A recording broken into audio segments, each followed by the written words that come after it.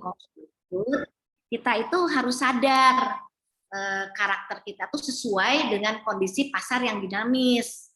Terus persaingannya juga sangat tinggi. Jadi kalau kita misalnya suka bersaing sangat tinggi, jangan pilih bisnis fast moving consumer, terus pilih bisnis. Sedangkan kita UMKM, mikro, gimana nih promosinya biar tetap bisa dibeli. Jadi kan harus fokus ya strateginya sama rencana kerjanya. Intinya kan pasti kan Allah udah berikan kita kemampuan, berikan kita ilmu, ya, berikan kita skill. Nah, bagaimana kita memanfaatkan skill itu, karena kita juga jangan takut, rezeki itu kan sudah diatur, tapi kita harus berikhtiar, itu kan. Ikhtiar itu dalam bentuk apa? Dalam belajar ilmunya. Menyusun marketing digital, mungkin saya tidak bahas satu-satu di marketing digitalnya, marketing mix-nya. Saya akan lebih bahas di marketing promotion-nya ya. Kita boleh pakai tools yang sangat sederhana yang terbukti bisa berjalan bertahun-tahun, marketing mix atau 4P ya, product, price, place, promotion. Saya nggak jelasin satu-satu marketing mix-nya, tapi saya cuma mau mengingatkan produk kita ini produk apa aja produknya, kategorinya masuk kategori mana, apakah, terus yang penting nih nanti dengan marketing digital adalah target konsumennya. Target konsumen kita tuh siapa? Sering kan orang bilang gini, produk saya keripik pisang buat semua orang.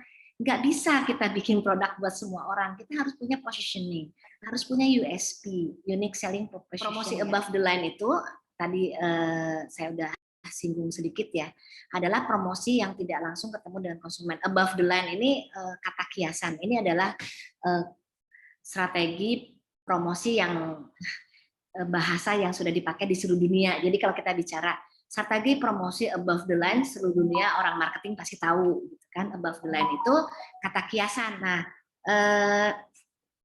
terlebih dari strategi promosi yang kita susun, kita harus sadar juga tujuannya untuk promosi adalah mengenalkan merek makanan pada target konsumen kita, agar konsumen kita mencoba dan membeli. Makanya kita harus ukur keluar uang berapa nih, dapat uang berapa. Nah, sekarang saya bahas dulu marketing digital itu kan luas banget ya, sangat luas. Sosial media juga sangat luas banget. Saya mau cuman kasih contoh yang cocok dengan bisnis kita aja. Dalam hal ini saya mungkin kasih contohnya yang makanan ya.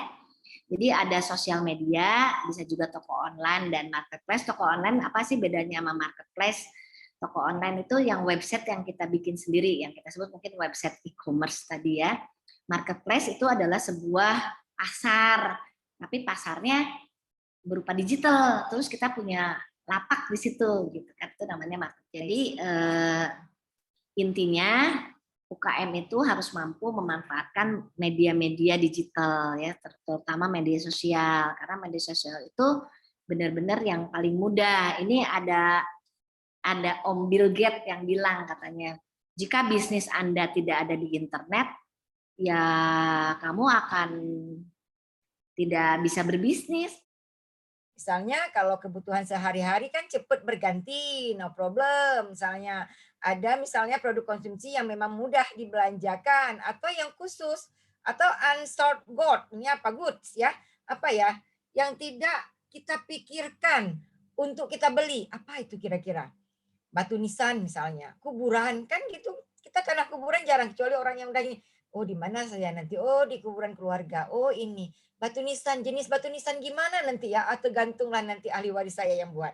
Nah itu ya, itu produk konsumsi. Kemudian apa jenisnya? Ada produk untuk konsumsi. Mungkin pada hari ini kita lebih banyak ke produk konsumsi ya. Kemudian bagaimana upaya untuk memanajemenkan produk kita? Seperti saya katakan bahwa konsumen tidak akan membeli jika produknya sama dengan yang lain. Oleh karena itu inovasi. Nah ininya kita harus melihat desain yang kenyamanan daripada bahan baku produk tersebut, kemudian menarik dan sebagai pelindung seperti yang saya katakan tadi dan komunikatif. Nah, bagaimana caranya untuk memenuhi keempat kriteria tadi? Nah, buatlah desain yang praktis. Kemudian bagaimana modifikasi produk yang ada. Nah, seperti katakan saya tadi burger atau jenis sausnya, banyak jenis saus. Tapi ada Indofood, memang ada juga saus Indofood, ada saus yang Bangkok, Ini saus Bu Mina ini yang bagaimana? Oh, mau cobalah apa bedanya dengan saus yang sudah dijual di supermarket. Nah, ketika orang sudah mengenal modifikasi dari produk Bu Mina ini Bu Mina kenapa saya katakan ini saus Getanyo ini adalah memang sasaran dari promosi saus Getanyo yang khas Aceh itu sebagai pengabdi apa namanya Bu En sebagai ketua pengabdi memang harus bisa membantu bagaimana produk saus Getanyo ini bisa go apa ya go promosi. Nah kemudian desain dengan jujur.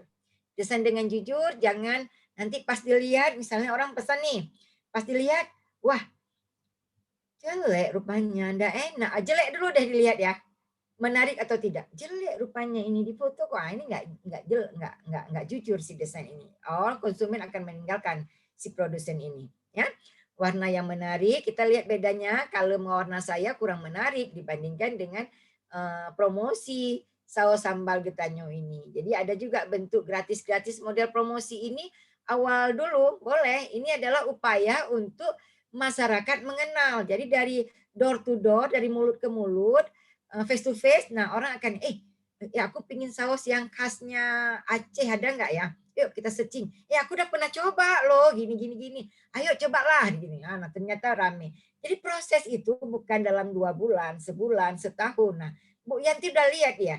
Bu Yanti sudah memulai usaha 2001.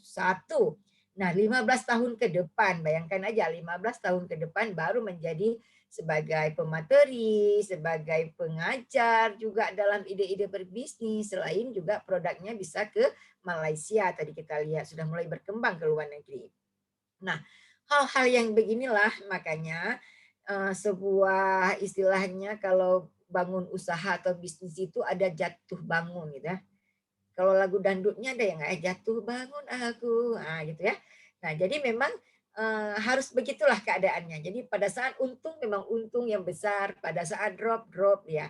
Nah, jadi upaya itu ketika hal-hal ataupun pengalaman jatuh bangun itulah yang membuat kita harus mampu bertahan dan memodifikasi produk kita. Nah, kemudian kemasan harus atraktif. Wadah produk harus sesuai dengan fungsinya. Jangan pula ini memilih apa namanya? Memilih kemasan ya. Jadi harus sesuai dengan fungsinya. Kemudian singkat, jelas, transparan. Kan ada orang lihat ya, kalau tertutup agaknya susah deh ngelihatnya apa kayak beli apa ya karung kucing dalam karung gitu istilahnya ya. Nah, jadi harus nampaklah transparannya. Nah, kemudian konsepnya untuk kemasan itu adalah harus ramah lingkungan. Karena apa? Kita lihat dunia ini semakin lama akibat pertumbuhan penduduk yang semakin apa namanya mengikuti eksponensial dia bergerak eksponensial bukan gerak linear lagi nih, eksponensial lain dia dari apa namanya eksponensial itu kira-kira kalau kita buat ya beginilah ya, begini dia. Jadi ini beda kalau linear masih aman dia masih begini. Jadi eksponensial menanjak pada satu. Nah, juga yang harus hal ini kan kita lihat ya punya Bu Mina nih di uji coba nih makan buat di sambal goreng sambal ini yang orang-orang wanita karir sibuk mahasiswa juga misalnya yang pagi-pagi udah Bu Ikhwana tuh ngajar gitu nggak sempat makan nggak sempat buat bumbu yang jangan sering kali buat nasi putih goreng putih gitu kan buatlah pakai sambal Getanyo ini coba tes sambal Getanyo itu bisa juga ya untuk saus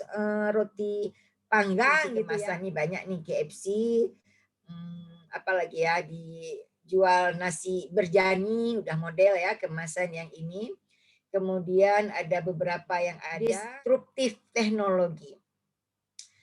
Jadi kita lihat ya, seorang inovasi tadi, saya berbicara harus bisa berinovasi. Inovasi hanya mampu dikalahkan dengan inovasi. Ini yang harus kita ingat. Ini kita lihat tren daripada pasar Nokia. Saya dulu menggunakan Nokia 1999. Nokia seperti apa namanya gede itu seperti sekarang apa ya? Ya kayak telepon kemasannya itu ada 3 ya. Kemasan primer dia langsung. Misalnya Bu Mina tadi kemasan saus itu adalah primer. Kemasan sekunder itu ada kotaknya lagi, ada beberapa hal, banyak produk-produk yang dimasukkan. Nah, kemasan tersier dia akan kita kirim. Nah, tentunya kalau kita kirim ini harus tahan apa, berapa lama pencapaian ini harus diperhatikan ya. Harus diperhatikan. Nah, kemudian ini saya ikut bahan ini PPT Ibu apa ya dari IWAPI, saya coba ambil, saya screenshot. Nah, jadi ada jenis-jenis kemasan. Di sini ada beberapa hal yang ingin saya sharing berdasarkan success story saya. Terutama ini yang menyangkut dengan e-commerce dulu lah, karena ini judulnya e-commerce kan. Jadi kalau untuk e-commerce ini seperti yang saya dengar tadi dari penyampaian Bu Yanti dan juga Bu Ihwana, itu sebenarnya memang e-commerce ini ada sisi positif dan sisi negatifnya.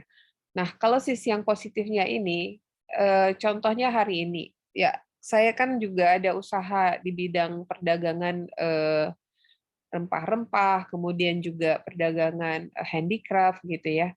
Nah, di sini juga kita menggunakan e-commerce juga. Nah, di e-commerce ini yang keuntungannya adalah begitu kita masuk dalam satu e-commerce yang lumayan bagus. Contohnya seperti hari ini saya sudah barusan aja dijemput beberapa produk saya yang dibeli oleh PLN wilayah. Karena apa? Karena kebetulan saya juga terdaftar di Padi UMKM, yang Padi UMKM ini adalah e-commerce-nya punya BUMN. Dan di situ kita dievaluasi kalau sudah lewat dari evaluasi mereka, maka kita diperbolehkan untuk masuk di dalam e-commerce mereka. Jadi e-commerce itu keuntungannya tidak hanya menjual barang saja, tetapi e-commerce itu juga bisa menjalin hubungan kerjasama di situ.